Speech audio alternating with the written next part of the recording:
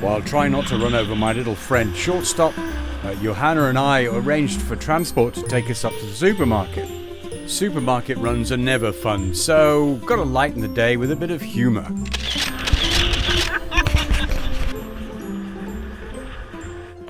What is interesting, however, is the supermarket is next to a site that appears to be an ancient Polynesian centre. Whether it's a temple or there were just dwellings here, I don't know.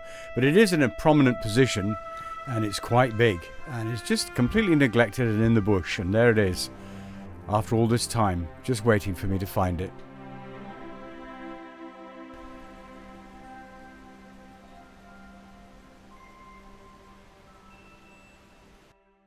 Bloody hell, I'm sinking! I'd put the engine back on the bigger of the two dinghies because I needed to transport some water to Shadow. On the way back, however, baby Shaddy's valves started leaking, and no matter what I did, the air just kept coming out. Was I going to make it all the way home without sinking? That was the question. I didn't want to dunk the outboard engine into the water, that's for sure. Serious? Home safe, but slightly deflated. All manner of activity. There's a boat out there in distress. We had one the other day which me and some friends brought in successfully. Had steering problems. This one has no engine, like myself from a few weeks ago. They're rounding the point out there. They're a bit far out, too far for dinghies. So people are a bit reluctant to go out just at the moment. We're trying to get them to get in here before we help them. I believe it's a family on board. It's one of your worst nightmares, really, getting blown close to rocks. You've got a crew on board, which is your family, and you've got no engine. I felt sorry for the skipper. Johanna, meanwhile, was in fancy dress, trying to protect herself from the sun. We got these guys in. It was all good. It's going to turn to starboard, I heard him say. Coming round now, I think.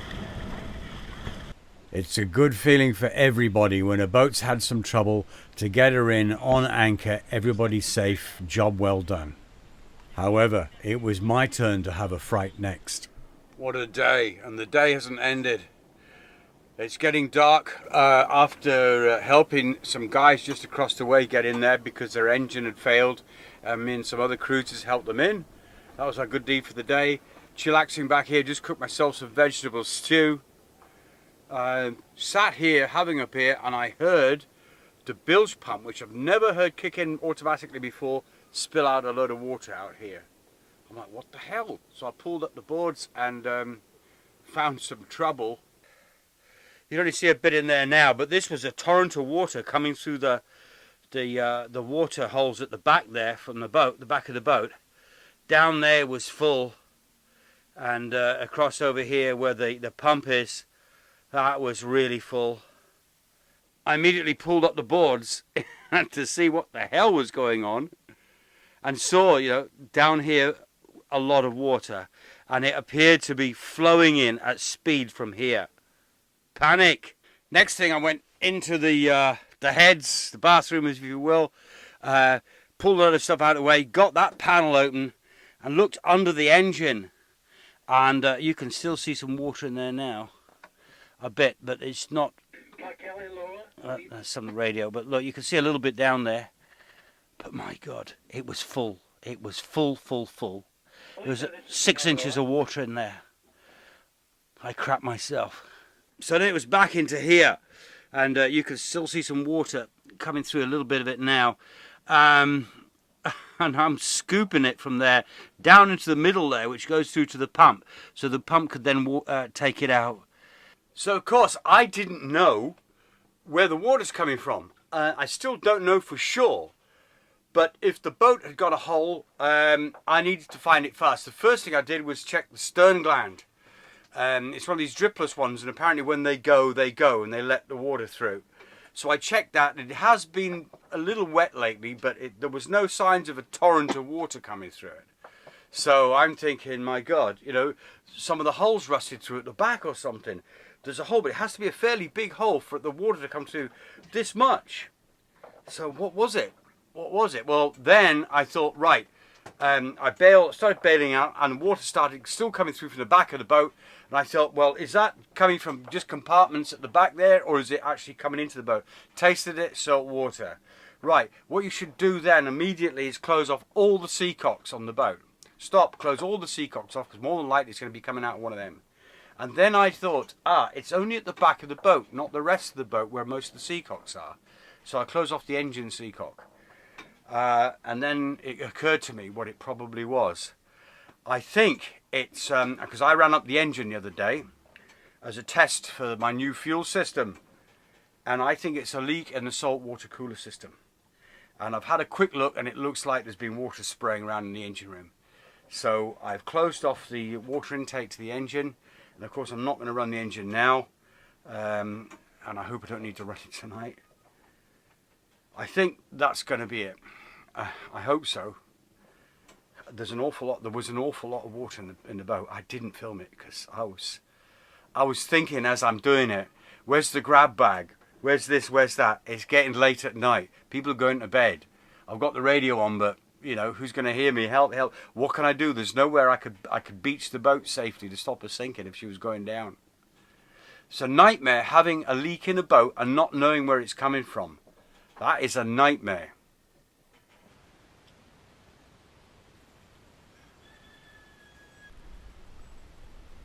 Recording this on the fly, as it were.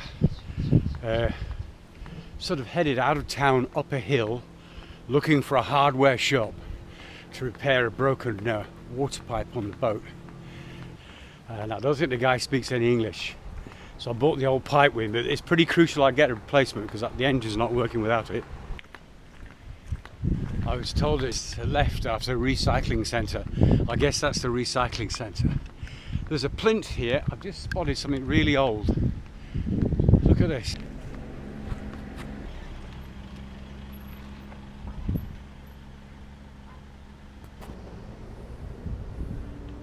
There's some big old dogs in that yard. Mean dogs. Those are the first, what they call tiki, genuine tiki that I've seen. These stone plinths date back hundreds of years and were boundary lines and platforms for ceremonies and houses and so on.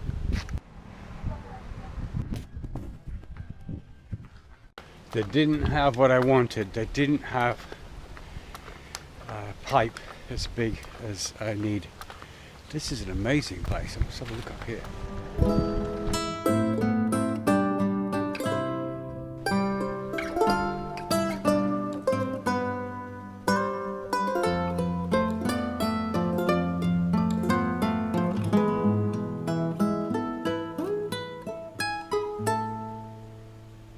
Just making some coffee, and there's a bit of a kerfuffle in the cockpit. I think I've got some strangers on board. Oh, G'day. G'day. Couple of Aussies sitting in my cockpit. What happened there? Yeah, there's stray Aussies everywhere, eh? I'm sitting here with a couple of video bloggers, Magnus and Wendy from Life in a Nutshell. They've come over to do a little interview with me, which is nice. You can see that on their the channel, which I'll put a link down below. And we're going to have a chat with them now. Hey guys, how you doing? Good, thanks Barry, yeah. Going well, mate. We had a quick reshuffle in the cockpit. We did. There's nothing like a good reshuffle in the cockpit. Two directors. We're all sitting in the wrong place. Anyway, Yeah. nice to meet you, Magnus and Wendy. We met the other day. I was sitting editing, and these guys strolled up and sort of said hi, and we were sort of like, "Oh, you're a vlogger, and so are you." Yes. So You always congregate at the internet. The fastest Yes. internet point is where you find all vloggers around the wherever world. there's internet, that's where we'll be. So your boat, Nutshell. How long have you had her? She's a beauty. We bought her 2 years and a few months ago. Yeah, August, 2 years ago. 2017. 2.5 years ago. Yeah. 1.5. 1.5 years ago. Yeah. Oh. In Panama. Yeah. She's a Hans Christian. Hans Christian 43 catch. Right. There were only 7 catches ever made in that size, Right. in that series. Yeah, we love her. She's And how long is she your first boat? Are you? No, we've had lots, but she's our first cruising sailboat. Right. The first one we've lived aboard in the ocean. Yeah. Yeah. We've had other boats that have just been like weekenders and gone away for trips, but this is our first real grown-up boat. So that's what I actually was going to ask you, because on these sort of trips we also have a beginning bit where we start off. Where was that for you? Not Well, from the previous, but on this trip. On this trip, Panama. Panama. Yeah, we started in Panama because we picked up the boat and we bought the boat on the internet. Ah, so you actually bought the boat in Panama, Yeah. then Yes. set off. Just Yes. found a sight unseen on the internet and just bought it.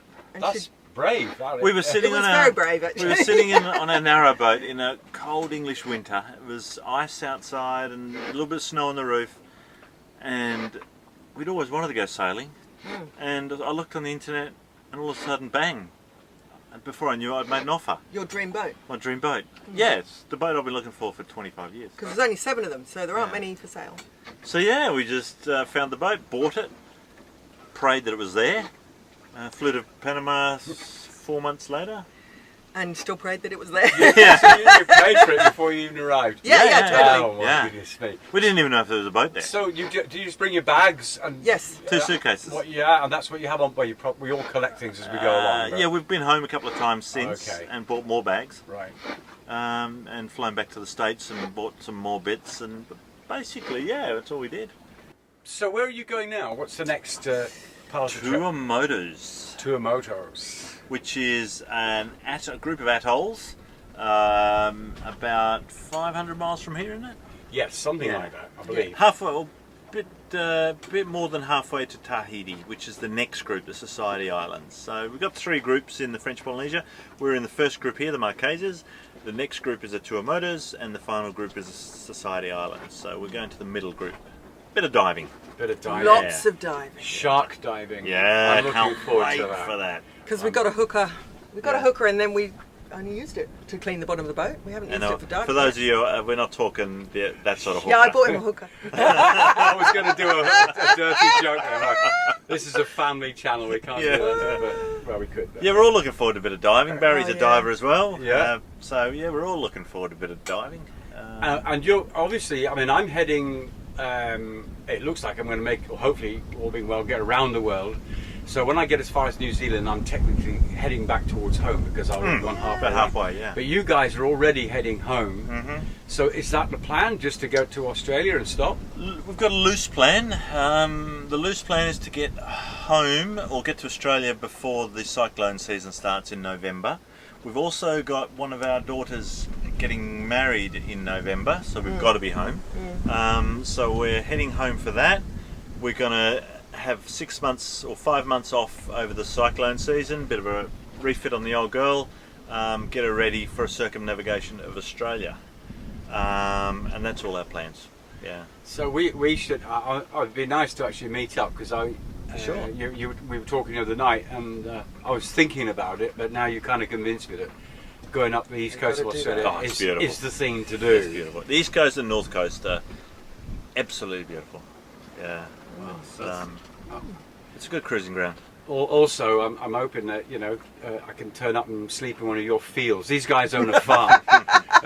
We'll have some salubrious accommation organised Excellent. for you, Barry. Right, Barry, I sleep in that bloody field over there, mate. You're in the swag, in the paddock. Keep off the animals. No, I shouldn't have said that. No, we'll have somewhere for you, mate. And we've got a good workshop in case you need any welding or fixing or anything done.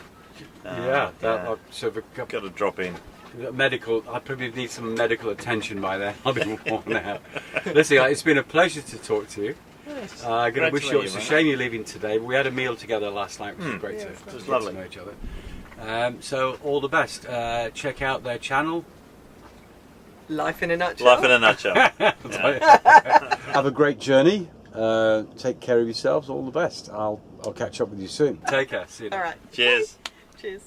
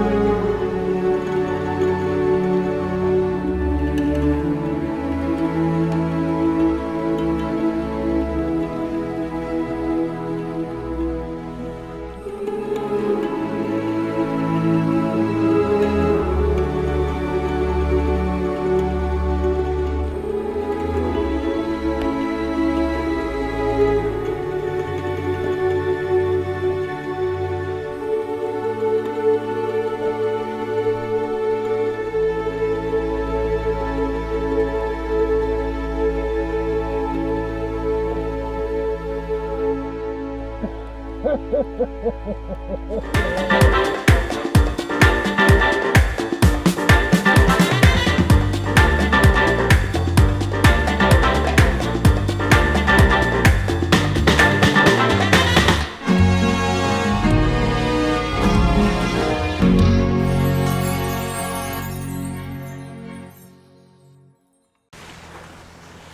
vlogging you vlogging me.